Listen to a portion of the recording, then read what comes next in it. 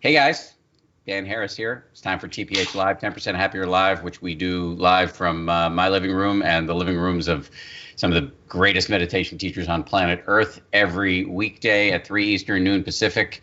And this is really designed to be a quick sanity break for you. And if this is the first time you've ever meditated, it's totally fine. This is a safe place for you. And if you're a meditation pro, we've also got you covered. The goal here is to really just give you a break in your day and also to do our best to create a little bit of a sense of community at a time when many of us feel cut off. So our teacher today is Kate Johnson, who's beaming in from Philadelphia, PA. Kate, how you doing? I'm doing well today, actually. It's really good to be here. I'm really glad you're here. And if people I just want to say that Kate's just completed a book called Radical Friendship, and it's available for pre-order now and will be out in the fall. Can you just give us a little bit of your background, so people know who they're dealing with here? Yeah. Hi, everyone. It's so exciting to be here with people from all over the world. Yes, my background, I'm from Chicago originally, and I lived in New York for a little over 15 years, where I was a professional modern dancer. I got interested in both meditation and activism kind of around the same time. New York City is an intense place to live, just in terms of the social inequality that we can see there. And it felt like both a good time to support my mind and heart, to be able to extend compassion to others and not have to shut down, but then also to kind of get involved and help in ways that I could. So I worked in public schools for many years, working with principals and administrators and also students and teachers. And then I moved to Philly like almost 3 years ago. Cool. Yeah. And when we reached out to talk to you about what you wanted to talk about today, the word you came back to us with is generosity. Yeah. So why is that on your mind right now? I think that, in this time of global pandemic, there's been, for me, kind of this wish for like the secret sauce, or like this like special teaching that I've never heard before that will make this moment feel better. And I really started feeling a sense of ease and comfort when I went back to what I understand as the basics, and generosity, as I understand, was one of the first teachings that the historical Buddha gave, even before he would teach his like newest practitioners mindfulness. He taught the practice of generosity, and so I thought that's something that maybe can be supportive at this time. Yeah, I mean, I found it to be incredibly helpful. I think I may have said this before on the show or on somewhere recently, that I just can see the difference in the flavor of my mind between when I'm worrying about how many likes I got on my most recent tweet and when I'm running errands for my neighbor. It's like those mind states are so different. Yeah. And I just think that insight is so scalable to the rest of your life. I agree. I mean, I feel like we would all have a lot more toilet paper if the instinct was kind of like less, oh my gosh, what about me, and more about what about others. But it's a totally, it seems like it's a natural tendency in times of fear to actually kind of have a sense of contraction and what about me. And it's true that we actually, we all do need and deserve to have our basic needs met. So like, do I have enough food? Do I have shelter? Is there enough love? That kind of process seems like it's natural when things feel scarce. But it's not a way to stay or a way to live, I think. And certainly in times like these where our interdependence has never been more obvious, I feel like generosity and the attitude of generosity, in whatever way we can express it, is kind of the only thing that makes sense. Yes, wholehearted agreement. So let's do a little bit of meditation. I'm gonna mute myself in case a feline or a child starts screaming, and I'll let you take over. Okay, thanks. Well, just to frame up our practice real briefly, I feel like in order to practice generosity, there's two kind of wisdom qualities. One is this quality of understanding interdependence, and the other is this expression of gratitude, right? That like we stop being so concerned with getting what we want and start to actually want and appreciate what we have. And we can, of course, be generous with our time, with resources. This practice is about feeling generous with our love.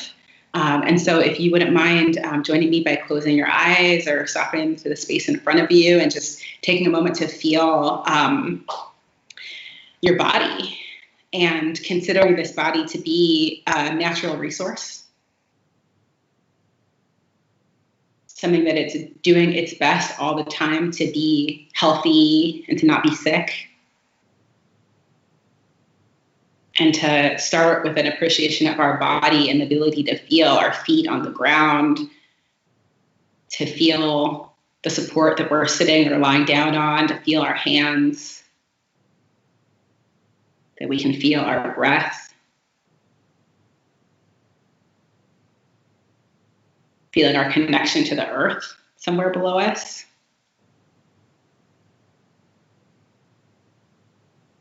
And then continue with this kind of appreciation or gratitude practice by recalling the things that are right about us, the natural resources that we have in our heart and our spirit, the ways that we have been patient and kind and courageous and honest.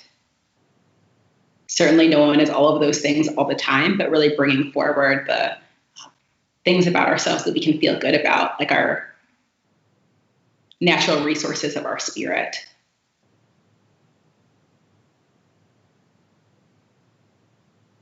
And then recalling to the beings in this world who have supported us, who have advocated for us. Certainly none of us would be here today if there weren't people who loved us and cared about us in very material ways. So allowing ourselves to really receive and reflect on the teachers that we've had who cared, the farmers and growers who helped food get in front of us today,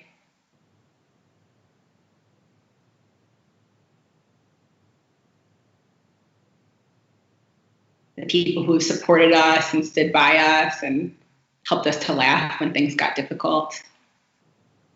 And as you're reflecting on these things, see if you can notice a feeling in your heart of fullness starting to emerge, the sense of actually like having enough, having received a lot of love.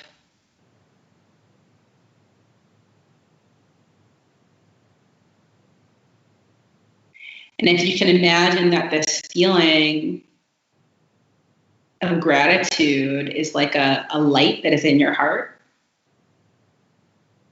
imagine that it can become so bright that it starts to extend out from your body. From this feeling of having enough, of having been lucky and fortunate, we can start to open up our hearts and let that feeling of love start to shine. And you can imagine the people that are around you geographically right now, in front of you and behind you, to the left and right of you.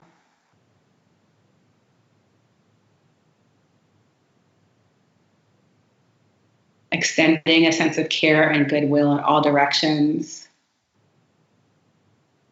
And with that, if you'd like the wish, may all beings have healthy bodies, as healthy as they can be.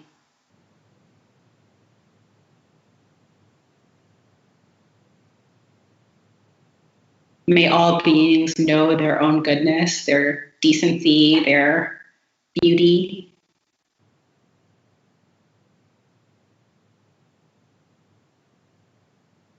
May all beings be supported and loved by others. And may we all be graced by the feeling that we have enough to share, that we actually have enough to give.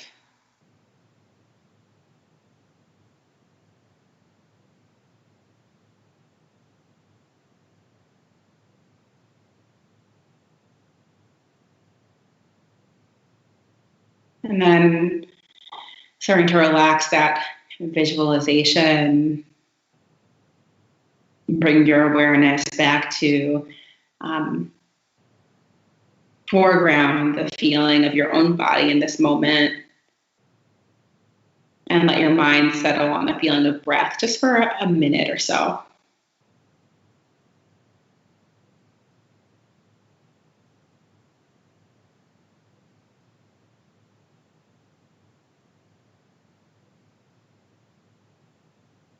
And in the next moment, I'm going to ring a bell to help close the practice. And as you hear it, just imagine the benefits of the practice that you did, extending out with the sound in all directions. And when you don't hear the sound anymore, go ahead and open your eyes, lift your gaze, stretch your body if you'd like.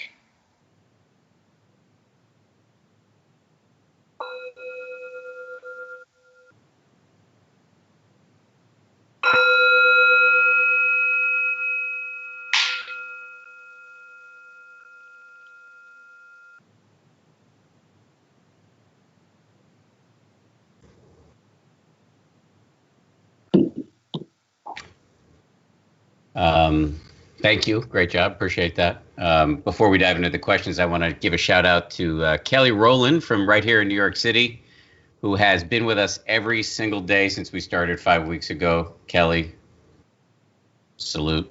Thank you. Appreciate that. The question is from Audrey. How do you cultivate generosity without resenting others who aren't reciprocating to a level that you would like? Advice for letting go of that kind of attachment. Oh my gosh. Oh, join the club. I feel like, oftentimes in giving, like whether it's our love or our attention or even our resources of some kind, there can be a little bit of a desire to have reciprocation. That's totally natural. I think it's not unhealthy. And the kind of generosity that we're talking about here kind of has its own, the giving itself is its own benefit. The benefit isn't necessarily in getting something back, but it's like the feeling of bigness and the ability to extend our love out or to share with others has its own reward. So I think oftentimes when we're giving, we have a little bit of a mixed intention where we're both giving, out of the goodness of our heart to give, and we're also giving because we'd like to, a little something back, like whether it's a good feeling or a thank you or something like that. And I think that that's totally cool. I think the instruction is really to try to center whatever we identify as our highest intention. So if our highest intention is to just open up our hearts or open up, our closets, or share our toilet paper, whatever it is, if our intention is to really just give from our heart, then to center that with our awareness as much as we can, and to note how it feels if we don't get back what we wanted. And I think at that point, if it hurts, it's appropriate to give ourselves some care, to be kind to the one who, expected something in return and didn't get something back. But to do everything we can to see if we can access the good feeling in having given. I think it's an interesting question because I think it brings up the kind of, for me, topic of healthy boundaries and those of us who overgive, So I think that one way that we can avoid feeling like, oh, I gave too much after is just to actually contemplate the gift before we give it, right? To be able to say, is this, do I actually have the time to spend on the phone with this friend who's freaking out? Do I actually, have it in my bank account to write this check to this organization that's asking me for money? And then if the answer is a true yes, then we can give without fear of feeling regret later on. If the answer is a maybe, it might be time to actually pause and sit with, well, what can I give? What can I give with an open heart? And that'll feel good no matter how someone else responds. It reminds me of, I was talking to my son the other day, he's 5, and I said, I love you. And he had his back to me and he didn't say anything, which is fine. And I said something like, do you get tired of me saying that to you? And he's like, no, I just don't feel like saying anything in response. And I was like, that's totally fine. I hope you never feel like you have to say it back. And I feel like that's the right, at least for me with him, it feels like I don't want him to feel obliged, and I don't expect anything in return. But it's Yeah. obviously that's a simpler relationship than many of the grown-up relationships many of us have. I think it's cool that he feels like he doesn't have to give back, you know? Yeah. But it's Yeah. like self-assured little person. Yeah. Yeah, well, I could have that conversation all day. So, but let's on to the next question. Kathleen Maxwell, what do you do when you don't feel like you have enough love, receiving and giving? Yeah. What do I do? I think that, particularly in a time of social distancing, it's not uncommon to feel like disconnected or like there's love out there, there's love in here, but we can't quite feel it because we don't have the close contact that usually evokes that sense of like being together, being on the same team. I think that in those cases, it makes sense just to connect with the wish to give and receive love. Like I might start with the wish, may I give and receive all the love that I need.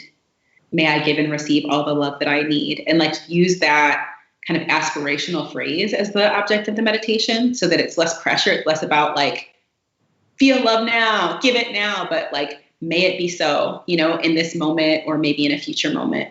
And there's something about inclining the mind towards the wish that actually somehow brings the experience closer. That would be my suggestion there. Right. Kathy Stark asks, thoughts on dealing with anxiety caused by leaving the house? I have a compromised immune system, and the longer this goes on, the more anxious I am when I have to leave my safe space. Oh, goodness. I'm so sorry. I know you're not alone. And I think the fear is very real,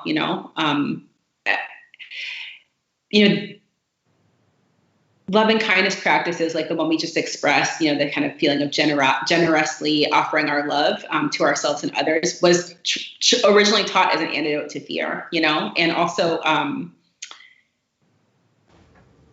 it's helpful for fears that are kind of unreal or just mental. And it's helpful for fears that are, fears of something that's actually like likely or maybe happening, like the fear of getting sick. And so I think, if you wanted to work with this kind of practice, it could be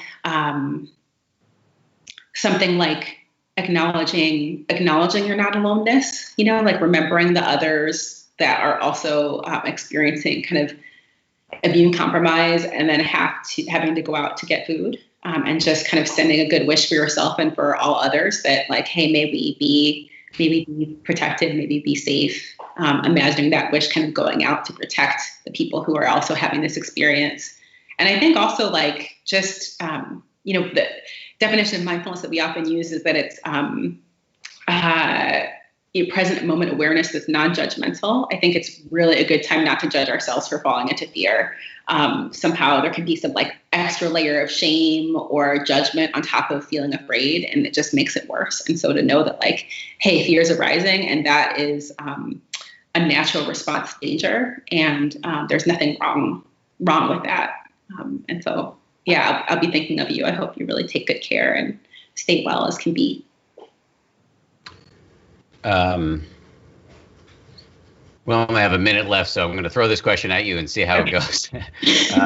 Can Kate share with us what her first experiences were in teaching mindfulness to others? Oh my gosh, my first experience teaching mindfulness was teaching to kids. I was teaching yoga actually in a public school in New York City. And the principal was like, can you get these kids to do mindfulness? They're acting crazy. And we didn't quite at that moment have the discussion about mindfulness not being exactly a behavior modification technique or something that you used to get people to shut up.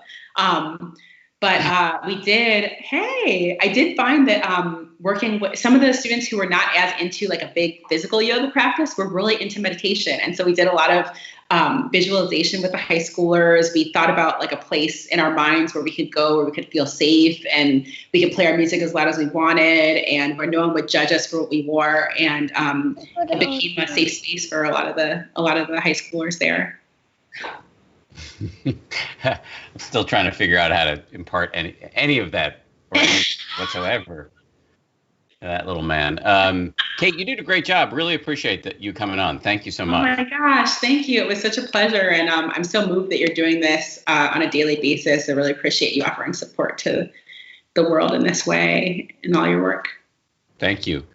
Radical Friendship comes out in September, available for pre-order now. Tomorrow, our guest will be the legendary Trudy Goodman, an amazing meditation teacher on the West Coast. If you want to hook us up, subscribe to this YouTube channel. That makes a big difference for us. Please like this video, leave a comment. We read them all. Thanks again to Kate and everybody out there. Stay healthy, stay home, and we'll see you right back here tomorrow.